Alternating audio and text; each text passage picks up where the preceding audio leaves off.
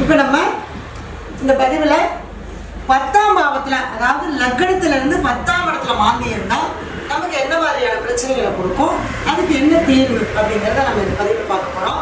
இந்த வீடியோ பதிவை ஸ்கிப் பண்ணாமல் பாருங்கள், அப்போ தான் முடிவில் பரிகாரம் கொடுத்துருக்கேன். ஏன்னா 10ஆம் பாவம்னாலே எல்லாத்துக்குமே ரொம்ப ஆர்வம் இருக்கும். ஏன்னா நம்ம தொழில் ஸ்தாபனம், ஏன்னா நம்மளை அடையாளம் காட்டுறதே என்னென்னா தொழில் தாங்க.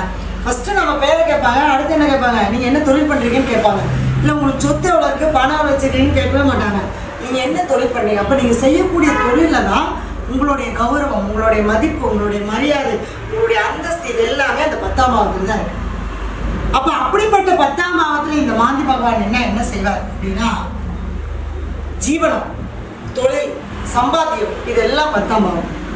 பணம் பணம் பணம் பணம் பணம் இல்லைன்னா நம்ம வாழ்க்கையில் பணத்துக்கு கூட சமமாக முடியாது, அந்த அளவுக்கு பழமொழியே இருக்குது. அப்போ இந்த பணம் சம்பாதிக்கணும் அப்படின்னா தொழில் இருந்தால் தானே பணம் சம்பாதிக்க முடியும். தொழில் செஞ்சால் தானே பணம் வரும், தொழிலே செய்யாமல் எப்படி பணம் வரும்? அப்போ இந்த தொழில் செய்யக்கூடிய ஸ்தானத்தில் மாந்தி இருந்து என்ன பண்ணுவாங்கன்னா, ஒவ்வொருத்தருக்கு அவருடைய இந்த நிற்கக்கூடிய நட்சத்திரம், இந்த கிரக அமைப்பை பார்த்து தொழிலே இல்லாது பண்ணிடும், தொழிலே கொடுக்காது. அவங்க பாட்டு தொழில் செய்யணும், ஆனால் தொழில் செய்யணுங்கிற எண்ணம் வரும், தொழில் செய்யணுங்கிற அந்த எண்ணம் வரும். இப்போ 10ல் ஒரு பாவியாவது இருந்தால் சிறப்புன்னு சொல்லுவாங்க நம்ம பழமொழி. பாரம்பரியத்தில் 10ஆம் இடத்துல ஒரு பாவியாவது இருந்தால் தொழில் உண்டு. அப்போ பாவினா யாரு? நம்ம மாந்தி பகவான் அங்கே தான் இருக்காரு. அப்போ அவரும் பாவ கிரகம் தானே. அப்போ அவர் இருக்கும்போது தொழில் கொடுக்காதானே, கண்டிப்பாக தொழிலை கொடுக்கும், தொழில் செய்யக்கூடிய எண்ணத்தையும் கொடுக்கும். கஷ்டப்பட்டு தொழிலை உருவாக்கிடுவாங்க, ஆனால் அந்த தொழில் என்ன பண்ண முடியாதுங்க, சக்ஸஸ் பண்ண முடியும். வச்சுட்டோமே கௌரவத்துக்காக. இப்போ ஒரு கடை வைக்கிறோம், ஒன்றுமே வருமானம் இல்லை, சரி கடை எடுத்துடலாமான்னு பார்த்தா, ஐயோ ஊருக்குள்ள என்ன சொல்லுவாங்க, கௌரவம் போயிருமே, தன்னால கடை வச்சுருந்துட்டோம், இனிமேல் எப்படி அதை எடுக்கிறது அப்படிங்கிற அந்த அந்த மரியாதைக்காக, அந்த சமுதாயத்துக்காக வேணும்னா அந்த கடை வச்சுருக்கலாமா வளைஞ்சு, இந்த தொழில்னால அவருக்கு என்னவா இருக்காதுங்க, தொழிலை வளர்ச்சி அடையாது, தொழில் மூலமாக வருமானத்தை கொடுக்காது, இந்த இடத்துல கொடுத்து கெடுத்துருவார். அதே மாதிரி ஒரு சிலர் பார்த்தீங்கன்னா நல்ல தொழில் செய்வாங்க, 10 பேர் வச்சு வேலை செய்கிறேன், 20 பேர் வச்சு வேலை செய்கிறேன், தொழில் நல்லா போயிட்டு இருக்கு, ஆனால் வர காசு எங்கே போகுதுன்னே தெரியல. தொழில் நல்லா போயிட்டு இருக்கு, கௌரவம் இருக்கு, பட் ஆனால் என்ன பண்ண முடியல, இவருக்கு அதனால என்ன பிரயோஜனம் இல்லை, பிரயோஜனம் இவருக்கு இல்லை. சரி 10ஆம் இடம் உயர்ந்த பதவி, அப்போ ஒரு உயர்ந்த பதவிக்கு போக முடியல. நமக்கு கீழே திறமை இருக்கிறவன், திறமை இல்லாதவன், நம்மளுக்கு அப்புறம் வேலைக்கு சேர்ந்தவனால என்ன பண்ணிடுவாங்க, அடுத்தடுத்த நிலைக்கு போயிடுவாங்க.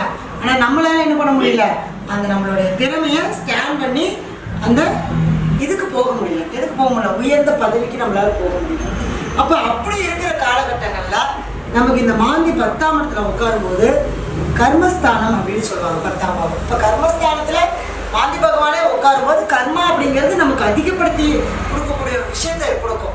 இது இந்த மாந்தியோட சில கிரகங்கள் எல்லாம் சேர்ந்துச்சுன்னு வச்சுக்கோங்களேன், சூப்பராக வேலை செய்யும். இது நம்ம தனியாக இருக்கக்கூடிய மாந்தி தான் சொல்லிட்டு இருக்கேன்.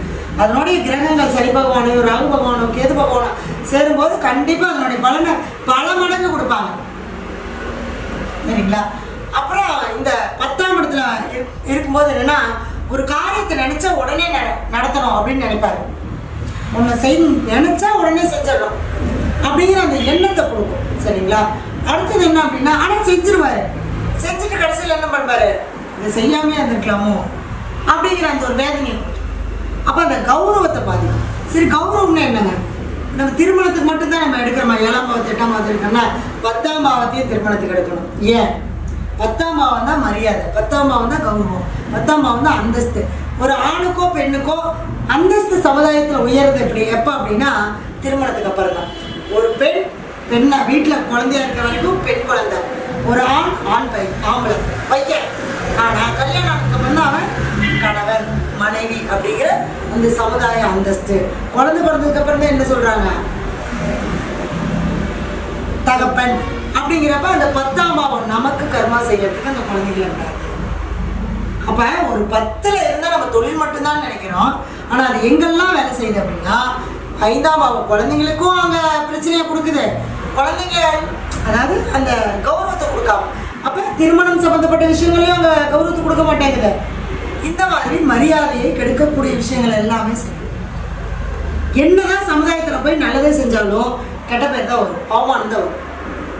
இந்த மாதிரி இருக்கிறவங்க என்ன பண்ணணும் அப்படின்னு கேட்டீங்கன்னா, இந்த 10ஆம் பாவத்தில் மாந்தி இருந்தால் தொழில் செய்யக்கூடிய இடங்கள்ல, அதாவது தொழில் செய்யக்கூடிய இடம் அப்படின்னு அவங்க ஒரு தொழில் வச்சிருப்பாங்க இல்லையா, அந்த இடத்துல இருக்கக்கூடிய மண் கொஞ்சம் எடுத்துட்டு போய் தொழில் செய்யவும் கூட யாராவது வேலை செய்கிறவங்க இருப்பாங்க, அல்லது பார்ட்னர் இருப்பாங்க, யாரோ ஒருத்தர் அவங்களோட தொழிலாளியோட போய் அங்கே அந்த மயானத்துக்கு போய் ஏதாவது ஒரு பாடிக்கு அடக்கம் பண்ணுறதுக்கு உண்டான செலவுகளோ அல்லது ஒரு மாலை ஒரு துணிமணி இதை வாங்கி போட்டுட்டு தேங்காய் பழம் வச்சு அந்த சாமி கும்பிட்டுட்டு, எப்படின்னா பொரி கடலை அவள் கல்கண்டு பெருச்சம்பழம் நாட்டு சக்கரை இந்த மாதிரி பழங்கள் உங்களுக்கு மனசுக்கு என்ன பிடிச்சாலும் வாங்கியிருக்காங்க வச்சு சாமி கும்பிட்டுட்டு அதை எடுத்து யாருக்காவது அங்கேயே தானம் கொடுத்துட்டு இந்த வெட்டியான் கையில் ஒரு 100-200 கையில் கொடுத்துட்டு நீங்கள் ஆத்மார்த்தமாக பண்ணிட்டு வரும்போது என்னன்னா, அந்த மண்ணை கொண்டு போய் அந்த இடத்துல போட்டுருணும். நம்ம தொழில் செய்யக்கூடிய இடத்துல இருக்கக்கூடிய மண்ணை கொண்டு போய் அந்த இடத்துல போட்டு வரும்போது என்னன்னா, நம்ம இதனால ஏற்பட்ட கர்மம் என்னன்னா அந்த இடத்துல முடிச்சு போயிருக்கோம். சரிங்களா? இது வந்து என்னன்னா பொதுவான பலன்கள். அவங்களுடைய ஜாதகத்தில் அந்த மாந்தி என்ன நட்சத்திரத்தில் நிற்குது, என்ன கிரகத்தினுடைய அமைப்பில் நிற்குது, அது கூட என்ன கிரகம் நிற்குது, இதையெல்லாம் பார்த்து நம்ம அதுக்குண்டான ஒரு வழிபாட்டு முறைகளை நம்ம பண்ணும்போது நிச்சயமாக இந்த மாந்தி பகவானுடைய இது மாற்றங்கள் வந்து நம்மளே உணர முடியும். இதெல்லாமே நம்ம என்னென்னா அனுபவத்தில் சொல்லி செஞ்சு அவங்க அதன் மூலயமா அந்த ஆத்மா திருப்தி அடைஞ்சு சொல்லக்கூடிய பலன்களை தான் நான் இப்போ உங்களுக்கு சொல்லிட்டு இருக்கேன். நம்மளுடைய அலுவலகம் பார்த்தீங்கன்னா ஈரோடு, திருச்செங்கோடு, சென்னையில் இருக்குது.